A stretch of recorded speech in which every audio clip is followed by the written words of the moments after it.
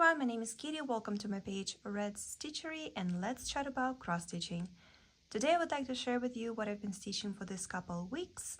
I have a couple small finishes, a progress on all projects, and a new semi-start. We will all see it a little bit later. But I would like to start right here on this Persian pumpkin by Mill Hill. If you watch my previous video, I made a video dedicated just for Mill Hill where I showed you all the finished Mill Hill projects that I have and my entire kit stash collection. Thank you so much for everybody who has commented on that one. I've seen a lot of comments saying that people not afraid but like don't know how to do the Mill Hill because the beads, it's a whole new thing. So I'm thinking to make a video dedicated how I stitch Mill Hill. If you guys are interested in this video, please let me know in the comments if it's a good idea to make a video about it. I would love to hear a feedback from you if that video is needed, like how I stitch Mill Hill, everything from opening a kit, separating the floss, separating the beads, starting the project, fixing the floss, attaching the bead, and all of those little steps. Maybe for some of you it will be like a guide to how to start stitching Mill Hill, because I love Mill Hill.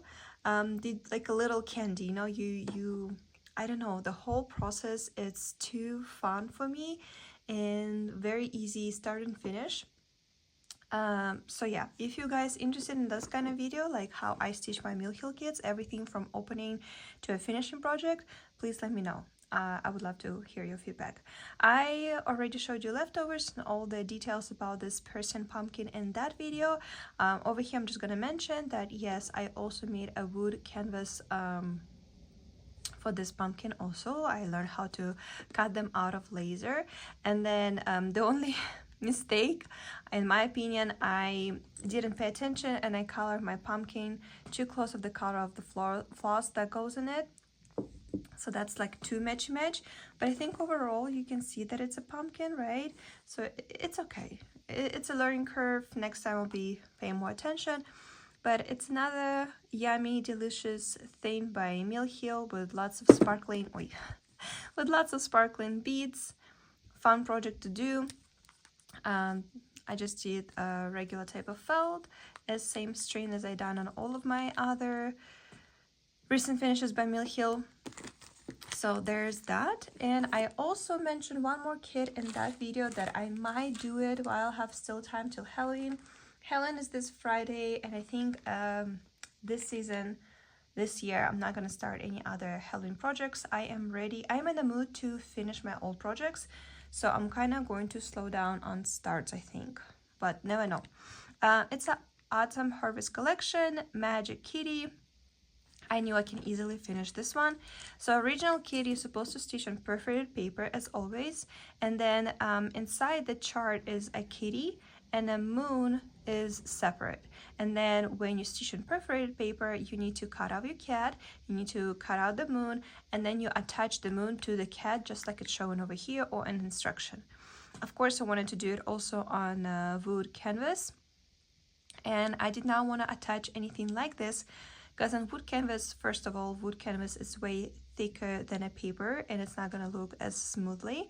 And second of all, it's not going to be fun to attach those pieces, I feel like. So what I did, I just connected both charts and I stitched it as one chart. I'm going to show you like this first to show you how sparkly this cat is with all the beads. And now let's try to find a focus. There we go. Very tiny. It's even smaller than a pumpkin. Look how tiny it is. Took me, I think, 3 hours. So fun fact, I completely forgot the most important information about knowing about my laser machine, at least the one that I have, that laser machine does not see white and blue color. And this time, instead of coloring the wood canvas after I cut it out, I've decided to color it before. I don't know what was the thought process there, but I tried to, with the same exact settings as I cut my wood laser before, it would not go. So somehow I figured it out, but right here, you will be able to see. The part of the wood canvas got burned because, again, laser cannot see, turns out, blue or white color. And I set up settings to the max, so this kind of got burned out, but overall it worked out. Oh well, again, learning curve, learning how to do all of this, it's new for me. So there we go. The cat is full of beads. A fun, cute little bat is included as a treasure. It's kind of funny because his mouth is open and his mouth is wide inside. And this treasure did not have any holes in it, so I had to grab a floss and kind of like loop the floss over it, tied very tight. So now this treasure is attached and it's not even moving. Very sparkly, very cute, very tiny. There we go. 2 more finishes added to my tree. I think I will enter a little video of the tree that I always talk about but never show you guys. And leftovers even on this small project as this magic kitty are pretty good. Let me show it to you. So first of all, of course, I have a perforated paper. Look at all this floss. Most importantly, all these beads. I mean, some of these colors will be enough for a second stitch of this kind of cat. And Mill Hill give us this pin, so when you finish stitching on paper, you can turn it into the pin and wear it on your cloth. But I didn't want to do it. I want to put it on my tree. And this box here is for a reason. I told you that I decided to change my 2 type of organizers for the beads that I have to this one. I absolutely love it. I told you and I showed you before, it's super comfortable. For example, here is you know, a container with beads. Just open it. If you need to dunk it on some of your bead mat, easily be done. Very easy to dump those plastic containers that Mill Hill came with. But most importantly for me, I like this idea that if I need just couple, I just can grab couple, close the container, put it away, and don't have to do all those extra steps.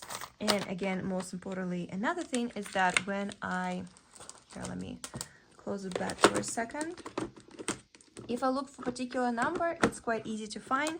But if I need some substitution, or I'm looking, for example, for red, green, blue bead, I like how I can just look at it from the top and I can see all the colors. Right now, they're not number organized, so ignore that, but they will be. And I think I already ordered another one. So one of this full will be for regular glass beads, the ones that start with 02. And then the rest I'm going to use for petite, 03, 06, all of those. And when I showed it to you, if you've been watching my videos this fall, you know that I stitch lots of these pumpkins, the gnome, like lots of mini kits by Mill Hill. And I just want to show you, I took all the leftovers from those kits. I'm going to turn the light for a second so you don't see the glare.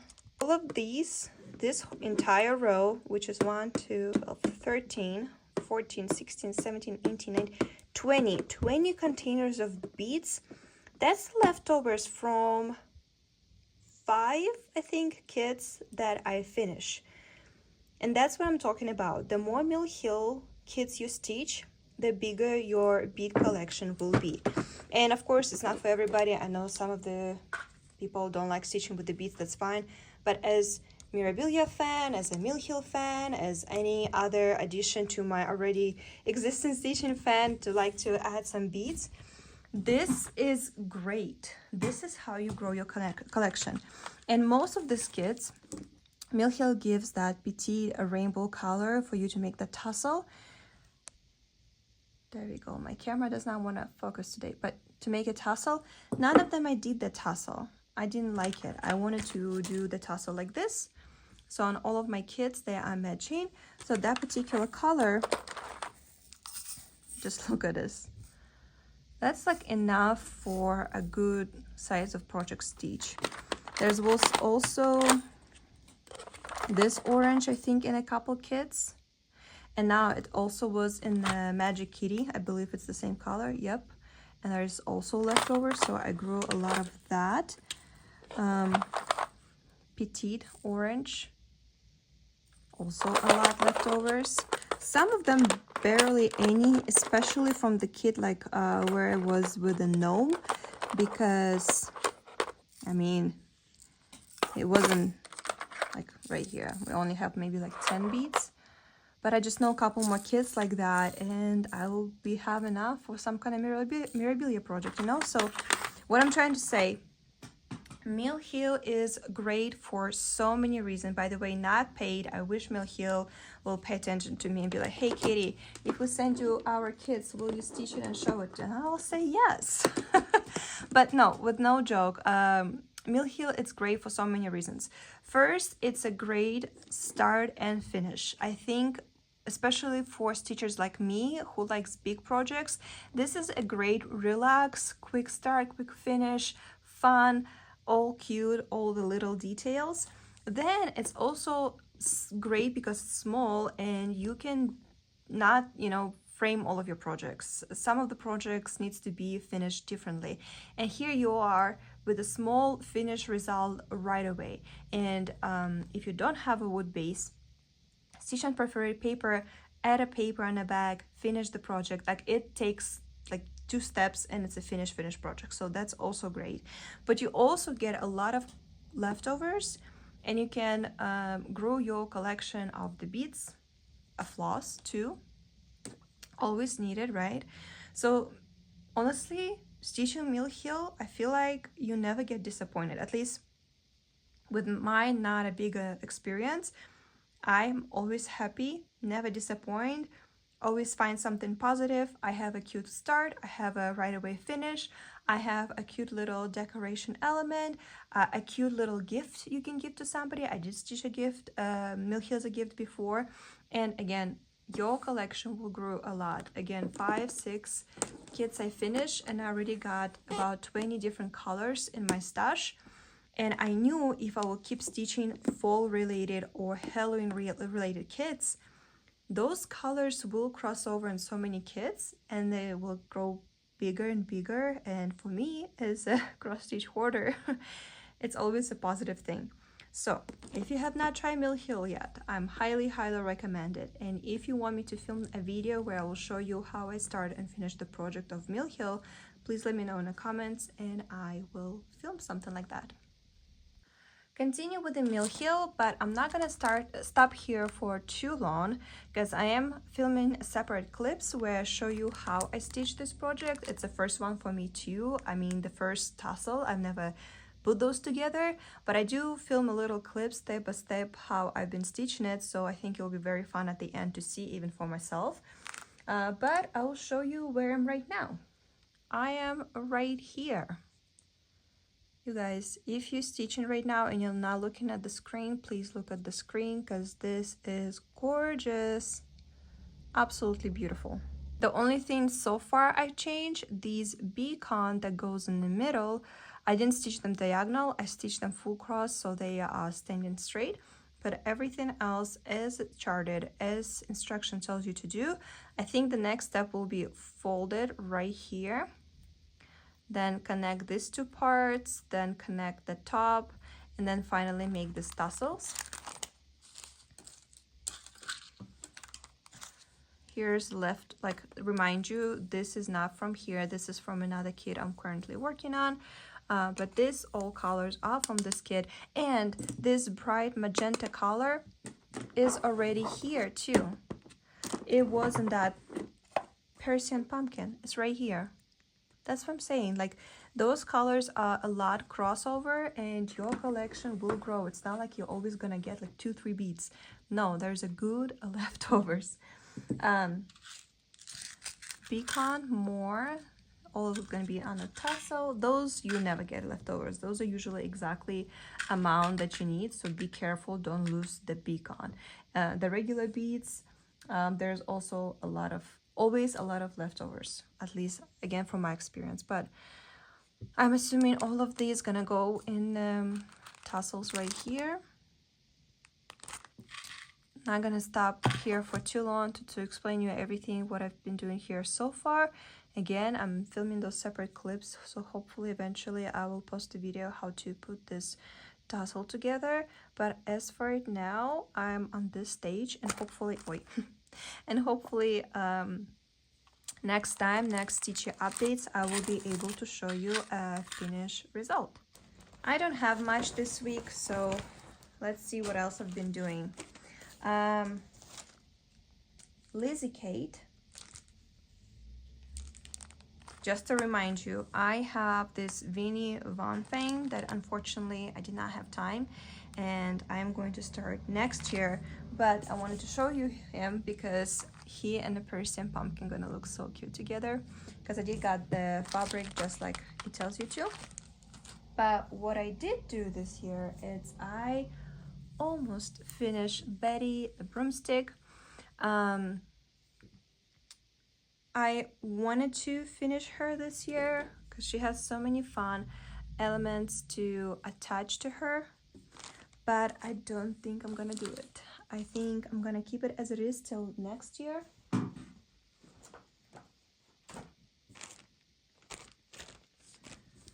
She also has embellishment pack, and I just saw it, and right now I don't see it, so that's not important. I will show you, however, my floss leftovers. So what I did, I ordered all the floss just like the key told me to, except the fuchsia pink, the fuchsia Krennic that goes in her shoes, I didn't get. I just went with Etoile C550 that I already had in my stash, so her shoes are very, very sparkly. And I think that was, oh, and then over here, also supposed to be the same orange, I think it's called Pumpkin. Yes, it's Pumpkin by Weekday Works, but instead of the same orange, I use also Etoile by DMC 740. Because I wanted to add the sparkly element somewhere else. I do have this sparkly Etoile, but I did not want to apply it here because then it would be too much to match with her hair. Let's see all the leftovers. I have lots of pumpkin left. I have a lot of Paris green left. What I don't have enough for the vampire next year, it's a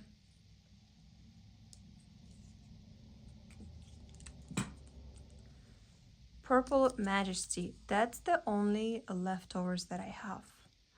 You do stitch a lot, and even though you barely can see variation, I mean, so slightly, this is one of those, like with any variation floss, I'm trying to always close the cross as I stitch. So usually with regular DMC floss, I stitch row by row, where I stitch the row and then come back and close the cross. Stitch half stitch, come back and close in the cross. With variation floss, I do close each cross, and because I do that, lots of floss is getting used. The usage of your floss does grow, and that's the only minus, I would say. Oh, and I just noticed the only thing I forgot, she should have like 3 dots right here, her cheeks with this color. I forgot, no, not this one, pink. I'm out of this pink color, that's right, that's why I didn't do it. Well, that's a next year Katie thing to do. Now, her hair. I forgot the name of this floss, but I've never been more frustrated with a floss, I think, than I was with this one. I honestly thought I would have to order it, and these are expensive because after a couple stitches, and this is linen 30s count, so the fabric itself, it's not tight, it's very easy, flexible to move, but to pull it through this fabric, it was a nightmare, and it will get bold so fast. Look at the end, what's left, and it's getting bold this easy, like one row movement and everything comes out. So when you will stitch it, if you have this kit or if you're planning to buy it, or any future kits that you're going to have to use this type of floss, be very slow, very careful. Take small cuts of it, because I just put the whole floss through and start stitching. So of course, when I get to this part, it was half bold already, because it's went through all these holes on this side, and then I have to do all these holes on this side. So cut it in half. It will be enough for one side, it will be enough for another side. But yes, this was not a pleasant floss to work with, and in the future I have a very, very big project that I'm going to stitch where 2 colors of this floss are used, and I'm kind of terrified. I hope there's not much stitching to do with that. But overall, she's super cute. So all the embellishments and everything I'm going to add next year. My next year plans will be start and finish a friend for her, and then FFO them together and have them as decorations by my tree. But this year I'm just happy that I at least stitch her. I do consider this a finish. It just needs to be FFO now. See, those little things are everywhere. When I'm going to storage her for a year, I need to be extra careful, making sure that nothing is rubbing or disturbing this floss, or I'm afraid that my witch is going to be bald by the next year. So also I dropped something here, and now I have a spot, which I probably should try to wash now and not leave it sit there for a year. But anyway, I do consider this as a finish. So here's another finish that I had during these couple weeks. I keep forgetting the name of the designer, so if you guys are interested, let me know, and I will leave a link in the description. But as you can see, I have some progress on her. I did decide to finish her no matter what, and I completely finished this corner, her gloves. Now I just need to work on those empty spots, which is her hair here and there, and of course her eyes, and a lot of back stitching. But before I move on to all the back stitching, you guys, I soaked her in laundry soap for 24 hours. 24 hours she was soaking. I was keeping switching the water, adding more soap, and nothing changed, absolutely nothing. The grid as it was, it stayed. It's everywhere. Very noticeable right here, very noticeable right here. So I just want to say thank you all who left a comment on the previous video where I asked you what to do with the grid. I decided to start with this most easiest step, which is soaking her in a laundry soap. It did not work, so now I'm going to move on to all other ways. But this grid doesn't go anywhere. Like, look at this, it's not going anywhere. So I'm going to just move down the list of all the tips you guys left, and hopefully one of those will work. I even tried the eraser too, by the way. Nothing. Erasing didn't help, and so far laundry soap didn't help.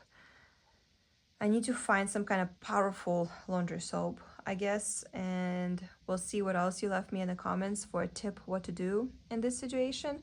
But most likely I will have to fill out the background, because otherwise this is yeah, this needs to be covered. There's a lot of showing. It's not even like, oh, if you look closely, no, it's like very noticeable.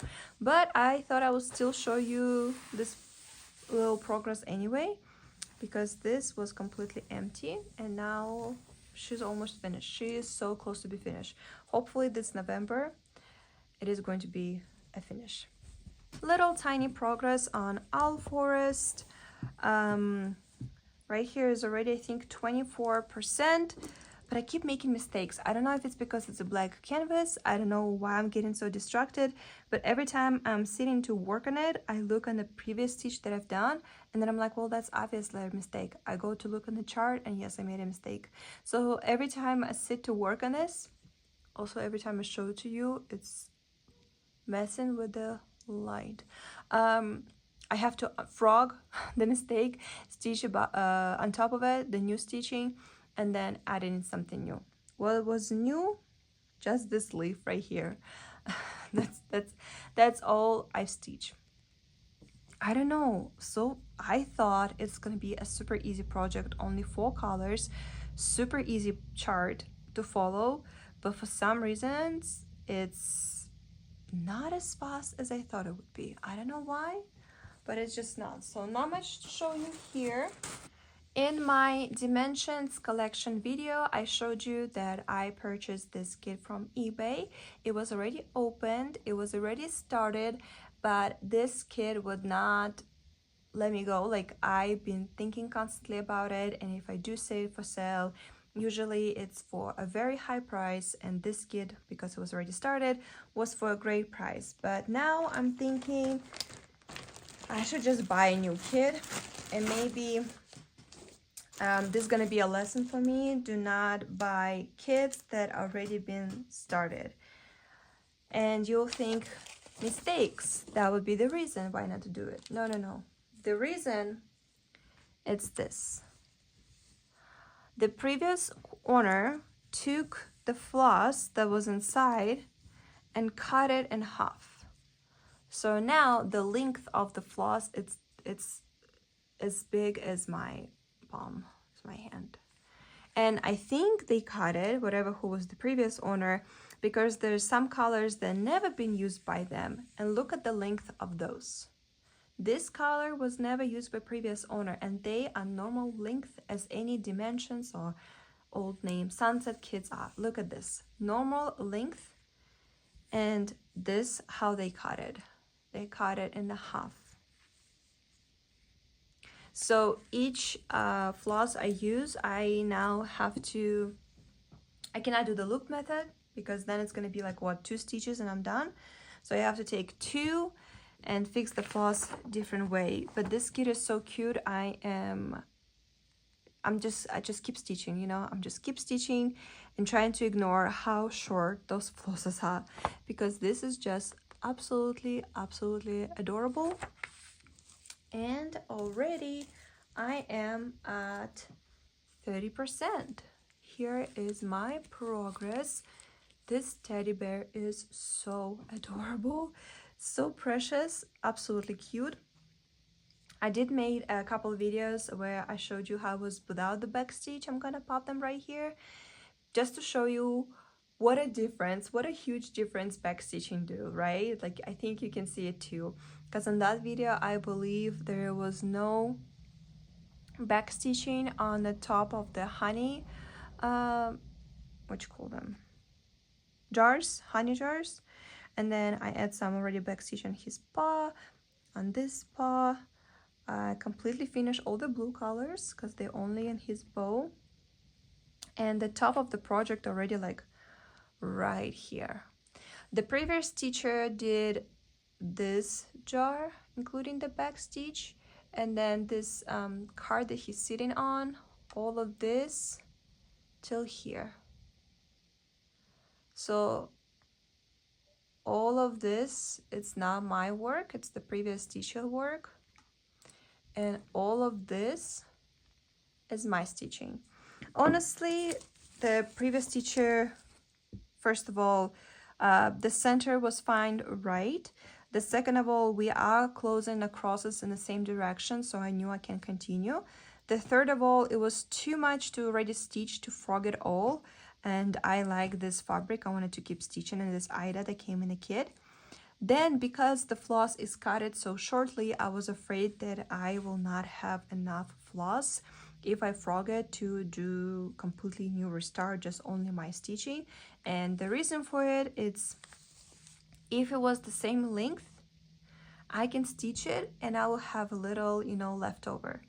But if it's not a hoop start, plus it's 2 flosses I use, you know, so, you know, you add those little ends, and that's like how much stitching else I can do. I don't know how to describe it, I hope you understand me.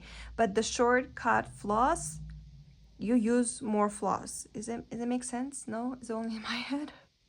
Like the little floss the left at the end when you need to fix it, I feel like the usage grew if the cut of the floss is shorter.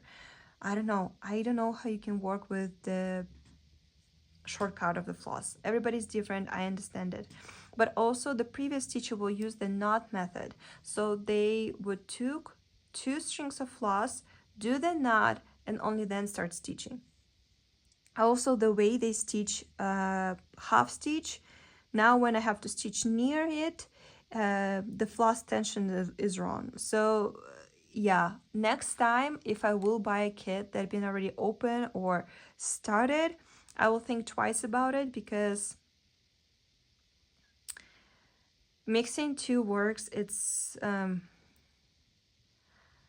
too weird. Also, I found a couple mistakes, so I have to frog it. Like, for example, this I think was also stitched by the previous stitcher, but I have to frog it completely because there was too many mistakes and I have to restitch it. And the good thing, it was gray colors and they're not used a lot in this stitch, so I knew it's not gonna be wasted. Like, I'm gonna have enough of this floss. But this brown floss, especially this dark one, that's the one I don't want to frog, because I'm afraid I'm going to run out of it. And because it's a sunset kit, even if I will have those floss in my stash by dimensions by stitching previous kits, I'm sure it's going to be a different tone because it's such an old floss. So yeah, it's think twice next time if I will ever buy a started and ready open kit. And I mean, I guess only if it's super rare, like in this case, but now I have to deal with two flosses, which I kind of already ignoring it. I'm so excited to stitch in this kit that it's not bothering me much, but still, it's like, if the length would be normal for me, which is the long length of the floss, the process I feel like would be so much faster, because I also can walk farther, I can move my floss farther. So in this case I'll be only like able to step up to here, but if the floss will be longer, for example this color will go all the way where it needs to go. So other than that, everything is okay. Not major mistakes were done by the previous stitch, only a couple here and there, so I was able to frog them and stitch the way it's supposed to. I was stitching earlier today and I really tried to finish his hat so I can do the back stitch and show you already his face with the back stitch. Look, it is going to be so cute. But no.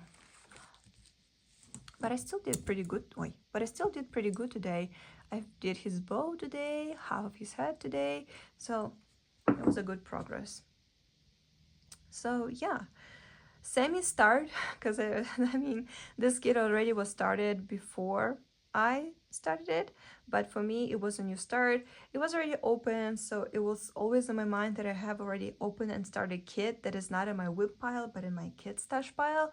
So I knew I have to take it out of the kit stash pile and move it to the whips.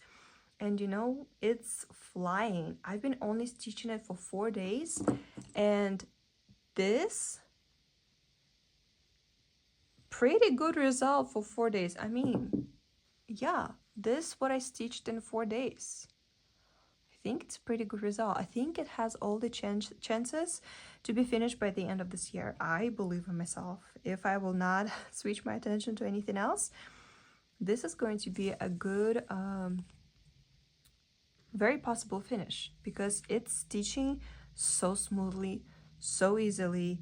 You just go with it, and I thought maybe I will get bored of it because all the brown and beige colors, the same color palette, but no, I am not paying attention to the color. Like, it not bothering me that it's too many browns.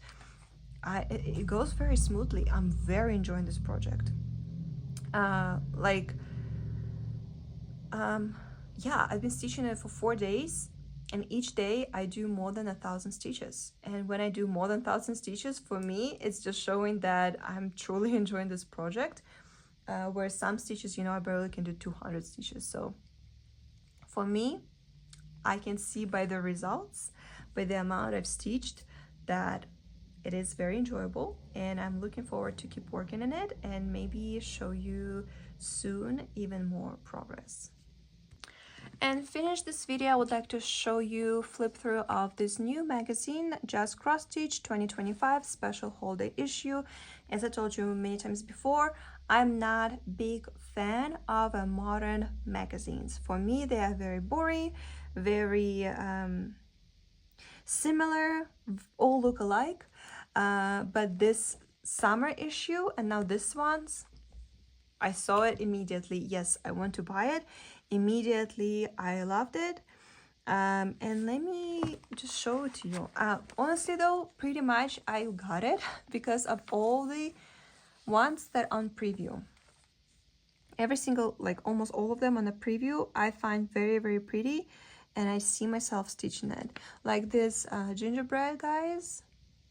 I love the back stitch of that, like how you stitch the background with like a plaid. This adorable angel. That's very interesting. Santa. This house in a tree. This dog is absolutely adorable. Dear Santa, try to be good. So cute, so cute. So pretty much all of these, that's the reason why I bought it, but it would be hard to do a flip through because I feel like the chart are showing at each page. Oh, I do think they do this kind of like page before all the charts where they show you all the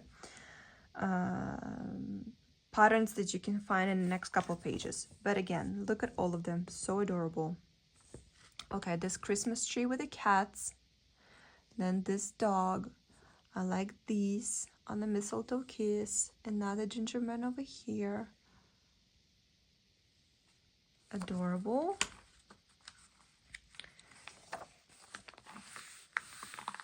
Oh, this one's, that's right, I really like this Santa and Mrs. Claus, and if you connect them and you stitch them together, it's gonna look like a long table where on one end it's Mrs. Claus and Santa Claus on another ones. So I thought that's pretty cool. I like all the little decorative elements they added to decorate this one. Some of these look so easy, like one even stitch. This one's very pretty. Trying to find the one that I really want to start as soon as possible, but we're gonna get there soon. I like this little ornament that's a little bit bigger, that house on a tree, another tree, very pretty.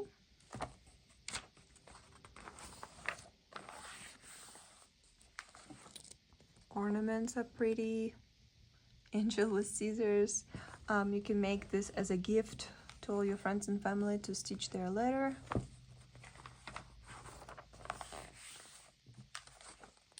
Animals. These are cute. The owl, the fox, all of them. I feel like this magazine, it's one of those that every stitcher will find something that they like. And I have the snowflakes already in my stash if I decide to stitch it. This is beautiful. So you stitch 3 different biscuit new with the same type of stitching, and then you collect them and you get like a little pincushion tree where you can, you know, put your needles or just use a decoration as it is. That's the one that I really want to stitch. Who knows, maybe I will have time this year. I doubt it, but I will try my best. Has beads, only one color of stitching. It has everything. I think it's beautiful. Isn't it? It's so cute. So honestly, that was #1 reason why I bought it. But besides that, so many other charts that I find pretty. That would be cool to stitch a pillow like that. A little ornaments, decorate your tree, put in a gift. So many ideas what you can do with that. This one. This, let's look at it bigger. That would be so fun to stitch on a cookie jar, as it's showing right here, like it's a box where you keep cookies. But even as it is in this circle frame, that would be beautiful too. I really like this one. Who's designer? I need to check out other charts by them because I feel like I will like a lot. I probably skip a couple pages, but I think I showed you the ones that I like. Oh yeah, I skipped this one. Let's find him. 74. Also very cute idea.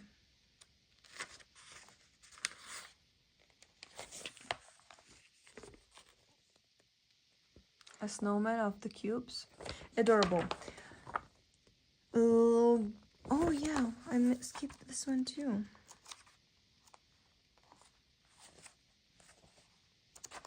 Where's the main page? Oh yeah, I skipped this entire page. Look at this. Pink gingerbread. I mean, how adorable. So cute. Lots of animals. But yeah, overall, it's amazing magazine. I feel like lots of stitchers with a different style, with a different taste in stitching will find something, at least one chart that they like from this magazine. I like that not only they given us so many different charts, but also different style, different taste. So again, everybody will find something that they like, from something very simple, simpler like, to something fun, full stitch like this. So I'm looking forward to stitch something.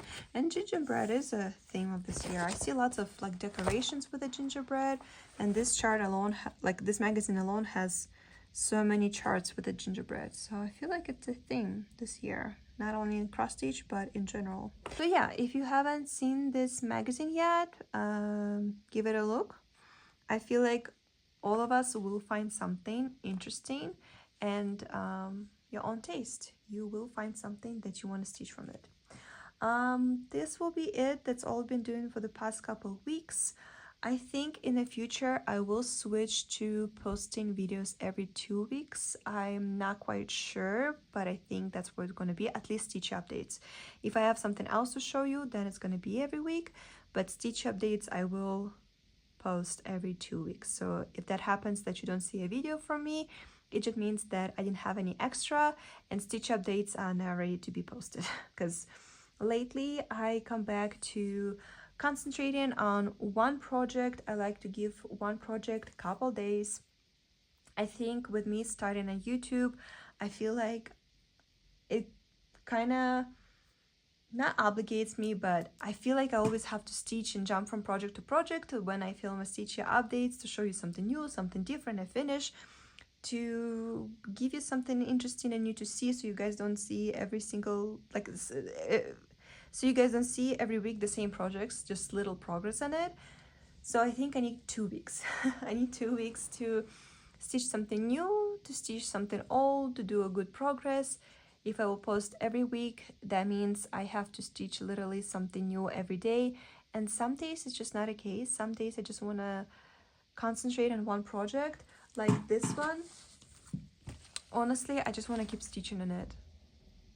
I don't want to stitch on anything else. I just want to keep stitching this project because it's so pleasant to stitch, especially with Saga. It's just flying like a song. It just goes so smoothly. So yeah, if you don't see anything from me next week, it just mean I'm collecting whips to show you. But if I will have something extra to post, I will do so. Thank you so much for spending your time with me. Hopefully I will see you very, very soon. Enjoy your stitching, have fun at the Halloween, and yeah, have a great day. Bye.